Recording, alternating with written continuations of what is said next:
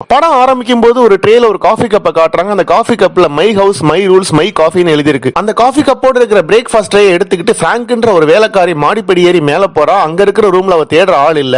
ஆனா இன்னொரு மாடி ஏறி அங்க இருக்கிற இன்னொரு ரூமுக்குள்ள போனா அவளுக்கு அதிர்ச்சி. அவ கையில இருந்த ட்ரே நழுவி கீழே விழுது. ஏன்னா எதிரில அந்த ஹார்லன் டிராம்பி செத்து கிடக்குறாரு. அடுத்த ஷாட்ல ஒரு வீட்டுல ஒரு பொண்ணு கனவு கண்ட மாதிரி பதறிடிச்சு எந்திரிச்சு உட்கார்றா. அவ யாருன்னா அவ பேர் மார்ட்டா. அவ ஹார்லன் டிராம்பியோட நர்ஸ். அவருக்கு தேவையான மெடிக்கல் ஹெல்ப்புக்காக அந்த வீட்டுக்குள்ள போனவ. அவளுக்கு ஒரு வினோதமான பிரச்சனை இருக்கு. அது என்னன்னா அவ போய் சொன்னா அவளுக்கு வாந்தி வந்துரும். அந்த ஹார்லன் டிராம்பி செத்து போனது ஒரு தற்கொலைன்னு போலீஸ் முடிவு பண்றாங்க. ஆனா ஒரு வாரம் கழிச்சு அந்த வீட்டுல 3 பேர் கொண்ட ஒரு டிடெக்டிவ் குழு யாரோ ஒருத்தர் கொடுத்த கம்ப்ளைண்ட் பேர்ல அந்த கொலையை விசாரணை பண்ண வராங்க. அதனால வேலைக்காரி பிராங்க் முதற்கொண்டு மார்ட்டா வரைக்கும் எல்லாரையும் அந்த விசாரணைக்கு வர சொல்றாங்க. செத்து போன அந்த ஹார்லன் டிராம்பிக்கு லிண்டான்னு ஒரு பொண்ணு, நெயில் வால்டர்னு 2 பசங்க. அப்புறம் அவரோட அம்மா இன்னும் உயிரோட தான் இருக்காங்க. அவங்களுக்கு என்ன வயசுனே தெரியல. செத்து போன டிராம்பிக்கே 85 வயசு ஆச்சுன்னா அவங்க அம்மாவுக்கு என்ன வயசுன்னு நீங்களே கெஸ் பண்ணிக்கங்க. அந்த ஹார்லன் டிராம்பிக்கு 2 பசங்கன்னு சொன்னேன் இல்லையா, அதுல ஒரு பையன் நெயில் 15 வருஷத்துக்கு முன்னாடியே செத்துட்டான். ஆனா அவனோட மனைவி ஜோனி, மகள் மெக், இந்த 2 பேரும் ஹார்லனோட சப்போர்ட்ல தான் வாழ்ந்துட்டு இருக்காங்க. முதல்ல அந்த டிராம்பியோட மூத்த பொண்ணு லிண்டா கிட்ட விசாரணை நடக்குது. அடுத்து லிண்டா ஹஸ்பண்ட், அதாவது ஹார்லன் டிராம்பியோட மாப்பிள்ள ரிச்சர்ட்,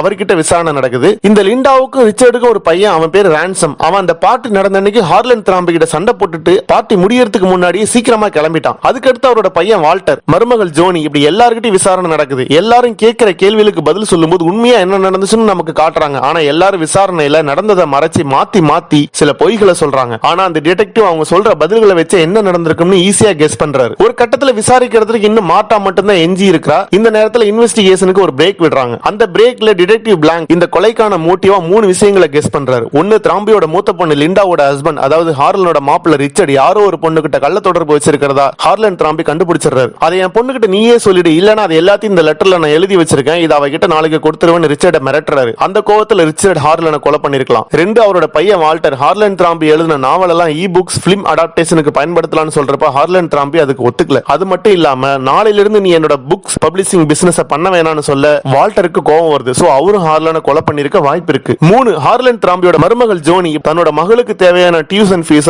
ஒவ்வொரு வருஷமும் டபுளா வாங்கி ஏமாத்தி இருக்கா. இதனால கடுப்பான ஹார்லன், நான் இப்ப கொடுக்கறதா உனக்கு ஃபைனல் செக், இதுக்கு மேல என்கிட்ட பணம் எதிர்பார்க்காத, நீங்களே சமாளிச்சுக்கங்கன்னு சொல்ல சோ இனிமே பணம் வராதுன்னு நினைச்சு அவளும் கொலை பண்ணிருக்கலாம். இந்த இன்வெஸ்டிகேஷன்ல இன்னொரு விஷயம் என்னன்னா, செத்து போன டிராம்பியோட பொண்ணு லிண்டா அந்த டிடெக்டிவ் பிளாங்க் கிட்ட எங்க அப்பா செத்தது ஒரு தற்கொலை, ஆனா யார் உங்களை இது ஒரு கொலைன்னு சொல்லி விசாரிக்க சொன்னது அப்படின்னு கேட்டதுக்கு அது யாருன்னு சொல்ல முடியாதுன்னு அவர் சொல்லியிருப்பாரு. ஆனா உண்மையா என்ன நடந்துச்சுன்னா, அவர் வீட்டு முன்னாடி ஒரு கவர் ஃபுல்லா பணத்தை வச்சு யாரோ இந்த கேஸை விசாரிக்க சொல்லிருக்காங்க. சோ அது யாருன்னு அவருக்கே தெரியல. இப்ப கூட வந்த மத்த 2 டிடெக்டிவ் ஷாக் ஆகுறாங்க. அப்ப இந்த வீட்டுல யாரோ ஒருத்தருக்கு யார் மேலேயே டவுட் அப்படின்னு சொல்லி யோசிக்க ஆரம்பிக்கிறாங்க. டெத் நடந்த இடத்துல யார் யார் என்னென்ன பண்ணிட்டு இருந்தாங்கன்னு மறுபடியும் இன்வெஸ்டிகேஷன் மூலமா கிடைச்ச இன்ஃபர்மேஷன் வச்சு ரீகால் பண்ணி பாக்குறாங்க.